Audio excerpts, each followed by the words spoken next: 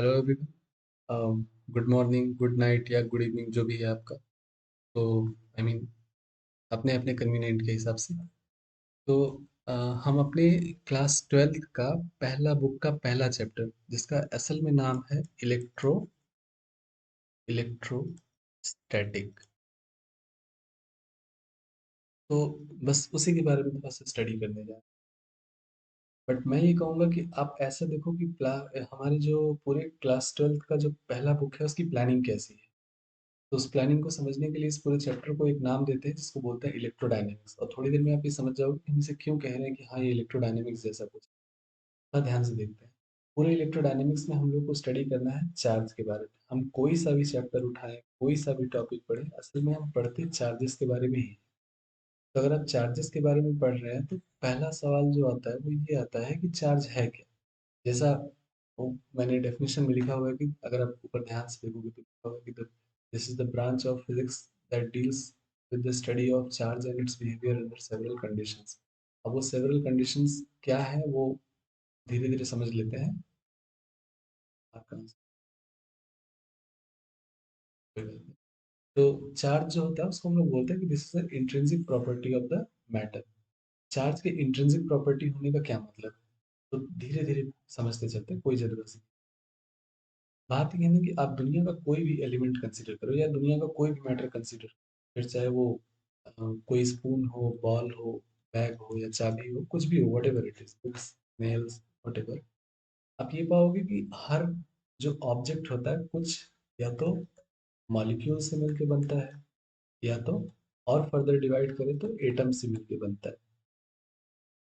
Atom वाले chapter में हम जान ही रहे हैं, बट एटम के बारे में भी कुछ चीजें पता होता है कि हाँ एटम कुछ कुछ ऐसा दिखता है कि उसके अंदर कुछ तो एक जहाँ न्यूक्लियस होता है और चारों तरफ इलेक्ट्रॉन वगैरह चक्कर लगा रहे होते हैं। खैर वो अभी तो अपना कंसर्न है नहीं। बस इतना समझ में आया कि हाँ कुछ तो मॉलिक्यूल होता है और मॉलिक्यूल के बाद कुछ एटम होता है और एटम के बाद कुछ उसमें इलेक्ट्रॉन या या प्रोटॉन जैसा कुछ होता है। इलेक्ट्रॉन या प्रोटॉन जैसा कुछ होता है। तो चलिए होता ही है कि हर ऑब्जेक्ट इलेक्ट्रिकली न्यूट्रल है तो उसमें जितने नंबर ऑफ इलेक्ट्रॉन होते हैं उतने नंबर ऑफ प्रोटॉन होते हैं। बट वो होते जरूर जैसे डायग्रामेटिकली थोड़ा देख लेते हैं। तो बोल दीजिए कि जो चारों तरफ चक्कर लगा रहा है वो असल में इलेक्ट्रॉन है और जो बीच में सेंट्रल लोकेशन पे लोकेटेड है उसके दो पोर्शंस है, एक है न्यूट्रॉन और दूसरा है प्रोटॉन। खैर वो अपने काम का चीज़ तो है नहीं, बट जो इसमें से हमें समझना है कि असल में दुनिया का हर ऑब्जेक्ट अगर फर्दर हम इसको ब्रेक करेंगे तो जो आखिरी चीज हमें मिलेगा वो या तो मिलेगा इलेक्ट्रॉन और या तो मिलेगा प्रोटॉन। और असल में हम लोग ये कहते हैं कि चार्ज के फाउंडेशनल जो चीजें हैं वो यही है। यानी अगर मैं कहूँ कि चार्ज का कोई फ्री एग्जिस्टेंस है तो जवाब है नहीं। चूंकि मैटर एग्जिस्ट करता है इसलिए चार्ज एग्जिस्ट करता है। तो अगर आप कहीं चार्ज इंडिविजुअली खोजने जाएंगे तो आपको चार्ज नहीं मिलेगा। बट हाँ अपने को इतना पता होता है कि हाँ हर मैटर में कुछ ना कुछ मॉलिक्यूल है, मॉलिक्यूल को फर्दर ब्रेक करो तो एटम में ब्रेक होता है, एटम को ब्रेक करो तो इलेक्ट्रॉन में या प्रोटॉन में ब्रेक होता है। जो काम की इंफॉर्मेशन के लिए कि हम ये मान के चलते हैं कि इलेक्ट्रॉन हो या प्रोटॉन हमारे लिए यही सबसे स्मॉलेस्ट चार्ज है जो कि दो तरह का हो सकता है, एक नेगेटिव और दूसरा पॉजिटिव। तो अगर नेगेटिव है तो हम लोग उसको नाम दे देते हैं, नेगेटिव है तो नाम दे देते हैं इलेक्ट्रॉन और पॉजिटिव है तो नाम दे देते हैं प्रोटॉन। बट अगर चार्ज के मैग्नीट्यूड की बात करूँ तो वो एक ही होता है, दैट इज प्रोटॉन पे भी charge 1.6 into 10 to the power -19 और इलेक्ट्रॉन पे भी charge 1.6 into 10 to the power -19 Coulomb. दोनों में कोई अंतर नहीं।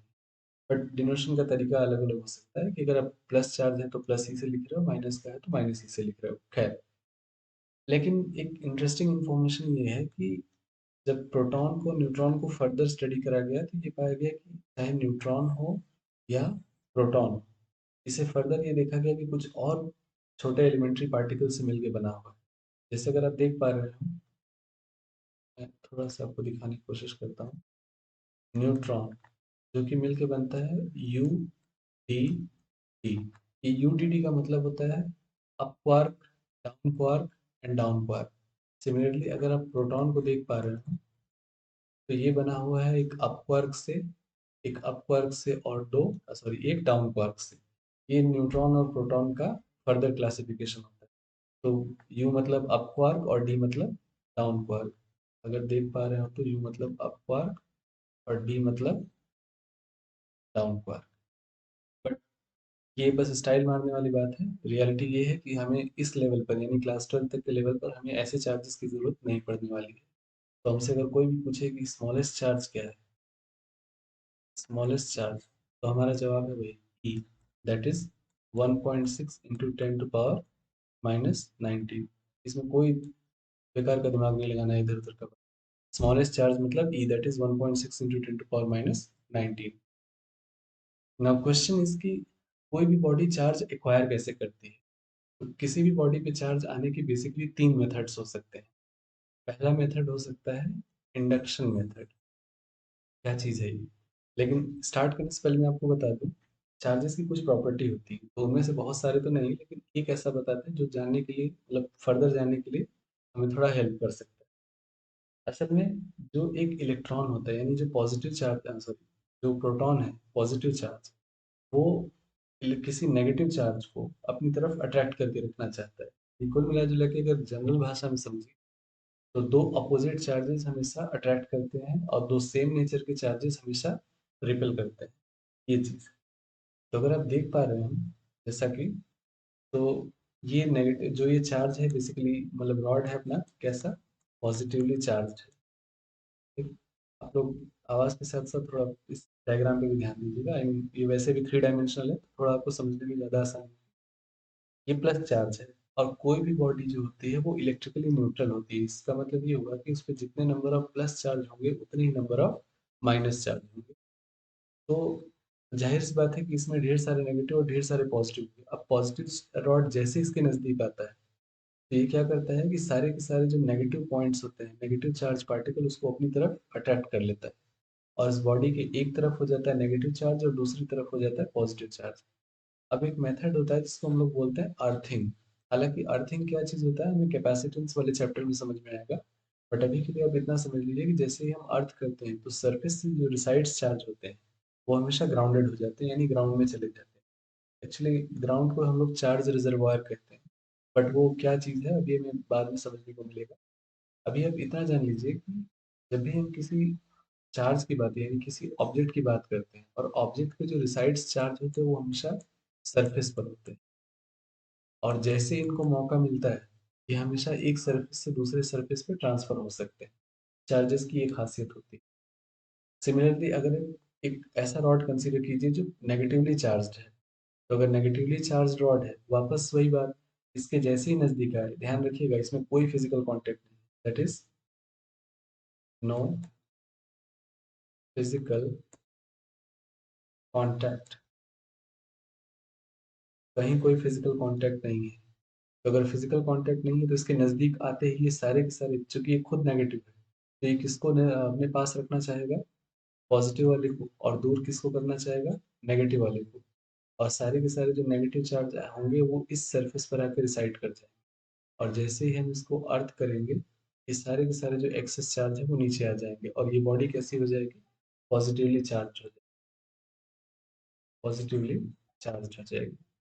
सो मोरल ऑफ द स्टोरी ये है कि इंडक्शन मेथड से जब भी चार्ज किसी बॉडी पर आता है तो वो सोर्स चार्ज का ठीक अपोजिट होता है। यानी कि जो चार्जिंग सोर्स है वो अगर पॉजिटिव नेचर का है तो बॉडी पे जो चार्ज आएगा वो नेगेटिव नेचर का। और अगर चार्जिंग सोर्स नेगेटिव नेचर का है तो जो बॉडी पे चार्ज आएगा वो पॉजिटिव नेचर का होगा। एक चीज, दूसरा मेथड होता है चार्जिंग का जिसको हम लोग बोलते हैं कंडक्शन मेथड। तो बस ध्यान जो रखना है कि कंडक्शन में फिजिकल कांटेक्ट आएगा। तो फिजिकल कांटेक्ट आएगा, जैसे मैंने बताया था कि चार्जेस की एक खासियत होती है कि हमेशा कहाँ रिसाइड करेंगे, सरफेस पर। और जैसे ही मौका मिलेगा यानी दूसरे सरफेस के कांटेक्ट में आना शुरू करेंगे, तो ये क्या करते हैं कि सब अपने आप को बिखेर देते हैं, यानी जितना हो सकेगा उतना अपने आप को फैला देते हैं। तो इमेजिन कीजिए कि एक कोई ऑब्जेक्ट है जिसपे नेगेटिव चार्ज है, कोई रॉड है जो नेगेटिवली चार्ज है, और ये किसी न्यूट्रल बॉडी के कांटेक्ट में आता है। Just a second.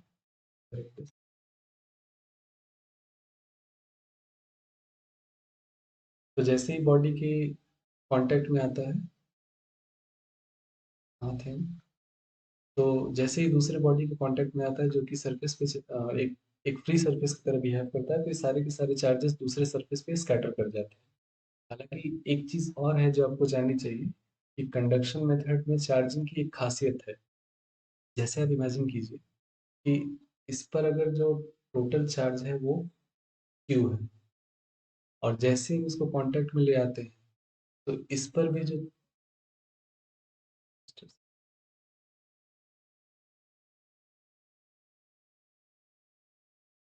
तो जो दूसरे वाली बॉडी यहाँ रखते हैं, तो ये क्या दिक्कत है।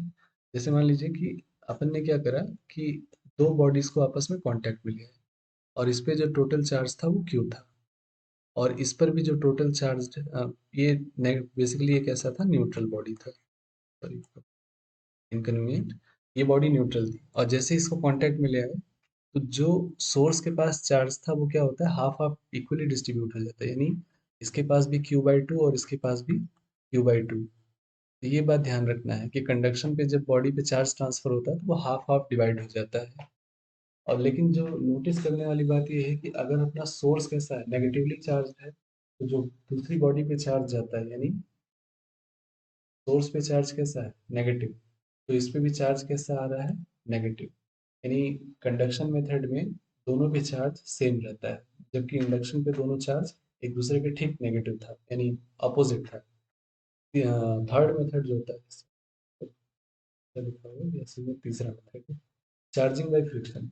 चार्जिंग बाय फ्रिक्शन का मतलब ये होता है कि दो बॉडीज को हम लोग एक दूसरे के अगेंस्ट रब करके उसे चार्ज करते हैं। इसके हालांकि एनिमेशन आप देख पा रहे होंगे, बट मैं आपको एक छोटा सा एग्जांपल समझाता हूँ, बहुत घिसा पिटा एग्जांपल है कि एक कंघी है, और उस कंघी को वैसे हम लोग क्या करते हैं, बाल में थोड़ा रब करते हैं। तो जैसे ही रब करोगे तो आप ये पाओगे कि ये छोटे छोटे, अगर कोई आपने बहुत ऐसे पेपर पीसेस रखे हुए हैं तो ये उनको अट्रैक्ट कर लेता है अपनी तरफ। जाहिर है अट्रैक्शन का मतलब कुछ होता होगा, फोर्स वगैरह कुछ तो होता होगा, बट वो हमें अभी नहीं जानना है। बट अभी आप इतना जान लीजिए कि कुछ तो हुआ है जिससे इस फॉर्म पर कुछ एक्स्ट्रा चार्ज आए हैं। और वो एक्स्ट्रा चार्ज इसलिए आया है क्योंकि हमने दो बॉडीज को एक दूसरे के अगेंस्ट रब किया है। इसके बहुत ढेर सारे एग्जांपल है, जैसे वो कोई रॉड ले लीजिए और उसको बिल्ली के फर से, यानी जो कैट्स होते हैं उनके फर से रब कीजिए, या फिर क्लाउड चार्जिंग, या फिर किसी चेयर को आप किसी कॉटन क्लॉथ से वो अगर थोड़ा सा हिट करें तो आप पाएंगे कि नहीं, उस पर भी चार्जेस आ जाते हैं। तो basically this is the method of friction charging, friction charging. Next, charge को स्टडी करने का तीन एरिना होता है। हाँ, थोड़ा स्पीड में चलने के दो वजह हैं। हम लोग थोड़ी अपनी रफ्तार ज़्यादा तेज रखते हैं दो कारण से। पहली बात, मुझे टू बी वेरी ऑनेस्ट, मुझे भी पता है और आपको भी पता होगा कि इस टॉपिक से क्वेश्चन नहीं आने वाले। हम सिर्फ इसके इंट्रोडक्शन पार्ट को दे रहे हैं, जो कि 99% स्टूडेंट्स को ऑलमोस्ट क्लियर होता है। 100% तो क्लियर नहीं होता है, लेकिन फिर भी क्लियर होता है। ये थोड़ी रफ्तार ज़्यादा तेज रख रहे हैं। इलेक्ट्रोस्टैटिक्स को पढ़ने के, यानी इलेक्ट्रोडायनेमिक्स से पढ़ने के तीन कंडीशन हो सकते हैं। That is the study of charge के लिए हम लोग तीन कंडीशन बनाए। पहला कंडीशन वो, जब चार्ज कैसा होगा, एब्सोल्युटली रेस्ट, चार्ज होगा एब्सोल्युटली रेस्ट। एब्सोल्युटली रेस्ट का मतलब वेलोसिटी जीरो। तो अगर वेलोसिटी जीरो है, वेलोसिटी कितना है, वेलोसिटी इज जीरो। और अगर वेलोसिटी जीरो है तो एक्सेलरेशन की तरफ देखने का तो कोई मतलब बनता ही नहीं है। Acceleration not equals to zero नहीं, ये आप ऐसे समझो कि ये कुछ मीनिंगलेस टाइप की चीज है, क्योंकि इस जहाँ वेलोसिटी नहीं है वहां पर एक्सेलरेशन क्या आएगा। लेकिन जब भी हम लोग इलेक्ट्रोस्टैटिक्स की बात करते हैं, यानी तब कंडीशन जब हम लोग कैसा रखते हैं, जब एब्सोल्युटली रेस्ट में होगा चार्ज, तो वहां पर हमें जो चार्जेस के बिहेवियर को देखना है, उनमें से पहला है कूलॉम्स लॉ, यानी फोर्स से रिलेटेड कुछ। दूसरा, इलेक्ट्रोस्टैटिक फील्ड। वो क्यों यहाँ पर फील्ड की बात कर रहे हैं, क्योंकि फील्ड की बात तभी आती है जब फोर्स बिना किसी कांटेक्ट के लगते हैं। तो थोड़ा सा आप उस टाइम समझ जाएंगे कि हाँ, क्यों हम लोग फील्ड की बात कर रहे हैं। क्योंकि अगर थोड़ा सा भी कनेक्ट कर पा रहे हो तो आपको याद होगा कि हम लोग ठीक इसी कारण से ग्रेविटेशन में भी एक फील्ड की स्टडी करते थे। जिसके बाद हमको देखना होगा वो है पोटेंशियल, पोटेंशियल और कैपेसिटेंस। ये 4 चैप्टर तब पढ़े जाते हैं जब चार्ज कैसे एब्सोल्यूट रेस्ट में। अगर आपने ध्यान से देखा होगा तो ये हमारा पहला, दूसरा और तीसरा चैप्टर है। फिर चार्ज की स्टडी करते हैं तब जब चार्ज मूव तो कर रहा है लेकिन कांस्टेंट वेलोसिटी से। कांस्टेंट वेलोसिटी का मतलब एक्सेलरेशन कितना, जीरो। यानी इस बार हमारा जो चार्ज पार्टिकल है वो कैसा होगा, अनएक्सेलरेटेड। अनएक्सेलरेटेड। तो जब चार्ज अनएक्सेलरेटेड हो तो उस कंडीशन में हम लोग को जो स्टडी करनी है चार्ज के बिहेवियर की, उनमें से पहला है करंट इलेक्ट्रिसिटी। एक्चुअली हम लोग बिहेवियर नहीं, हम लोग सिग्निफिकेंस स्टडी कर रहे हैं, क्योंकि चार्ज के बिहेवियर सिर्फ उसके प्रॉपर्टीज होते हैं। हाँ, फील्ड वगैरह भी उसके बिहेवियर्स में ही आते हैं, लेकिन ये कहेंगे कि ये सिग्निफिकेंस है, यानी उसके रिजल्ट्स। तो दूसरा ये कि एक करंट इलेक्ट्रिसिटी पहला चैप्टर। दूसरा है magnetic effect of electric current, क्योंकि मुझे पता है कि फ्लोइंग जो चार्ज होता है वो करंट जनरेट करता है, करंट की वजह से मैग्नेटिक फील्ड या मैग्नेटिज्म जैसा कुछ देखने को मिलता है। और वेरिंग करंट या वेरिंग अगर पोटेंशियल है तो वो कहीं ना कहीं इलेक्ट्रोमैग्नेटिक इंडक्शन को लीड करता है। फिर अल्टरनेटिंग करंट, जो कि इलेक्ट्रोमैग्नेटिक इंडक्शन का ही एक फर्दर एक्सप्लेनेशन है। लेकिन ये तब जबकि चार्जेस कैसे होंगे, मूव तो कर रहे होंगे लेकिन कांस्टेंट वेलोसिटी से। तो बेसिकली इसमें चार्ज अनएक्सेलरेटेड है। और अगर चार्ज एक्सेलरेट हो जाए, यानी तब जब चार्ज मूव करे विथ नॉन कांस्टेंट स्पीड या वेलोसिटी, तो उस कंडीशन में वेलोसिटी भी वेरिएबल। और अगर वेलोसिटी है वेरिएबल है तो इसका मतलब चार्ज में कुछ ना कुछ एक्सेलरेशन होगा। तो जब चार्ज एक्सेलरेटेड कंडीशन में रहेगा, मैं यहाँ पर लिख देता हूँ, चार्ज जब एक्सेलरेटेड होगा तो उस कंडीशन में जो हमें पढ़ना होगा वो पढ़ना होगा इलेक्ट्रोमैग्नेटिक वेव। शायद अब आप कनेक्ट कर पा रहे होंगे कि हमारा जो सारे चैप्टर्स का डिवीजन है वो इसी तरह से हुआ है। Coulomb's law, electrostatic field, potential, capacitance, ये वो चैप्टर हैं जिनको पढ़ते समय हम लोग चार्ज को रेस्ट में मानते हैं। दूसरा, जब थोड़ा चार्ज को मूव कराते हैं विद कांस्टेंट स्पीड, तो जब चार्ज कांस्टेंट स्पीड से मूव करने लगता है तो जो करंट, जो चैप्टर्स हमें पढ़ने होंगे वो है current electricity, magnetic effect of electric current, electromagnetic induction, alternating current. और जब चार्ज मूव करने लगे with variable speed, that is accelerated condition, तो उस कंडीशन में जो चैप्टर हम लोग पढ़ते हैं वो है इलेक्ट्रोमैग्नेटिक वेव। सो ये था पूरा अपना क्लासिफिकेशन। इसके बाद जो अगला चैप्टर हम लोग स्टार्ट करेंगे वो ये वाला पोर्शन, यानी वो कंडीशन जिसमें चार्ज कैसा होगा, एब्सोल्यूट रेस्ट में होगा। यानी बेसिकली चैप्टर का नाम होगा electrostatics. Just a second, electrostatics, मैं इधर ही लिख देता हूँ, पता नहीं क्या दिक्कत है इसमें। इलेक्ट्रोस्टैटिक्स, ये अपना नेक्स्ट चैप्टर होगा। सो मिलते हैं अगले चैप्टर में। So thank you for watching. And जितनी भी